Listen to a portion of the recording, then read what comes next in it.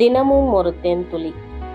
அன்றியும் தங்களை நீதிமான்கள் என்று நம்பி மற்றவர்களை அற்பமாக எண்ணின சிலரை குறித்து அவர் ஒரு உவமையை சொன்னார்.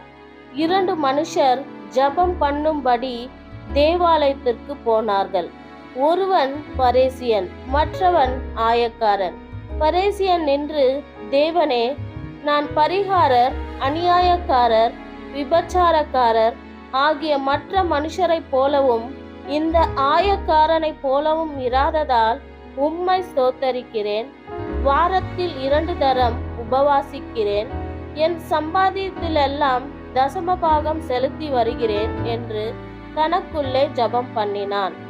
ஆயக்காரன் தூரத்திலே நின்று தன் கண்களையும் வானத்திற்கு ஏறெடுக்க துணியாமல் தன் மார்பிலே அடித்துக்கொண்டு, தேவனே, பாவியாகிய என்மேல் கிருபையாயிரும் என்றான்.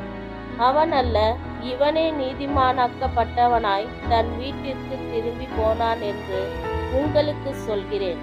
ஏனெனில் தன்னை உயர்த்துகிறவனும் தாழ்த்தப்படுவான், தன்னை தாழ்த்துகிறவன் உயர்த்தப்படுவான் என்றார்.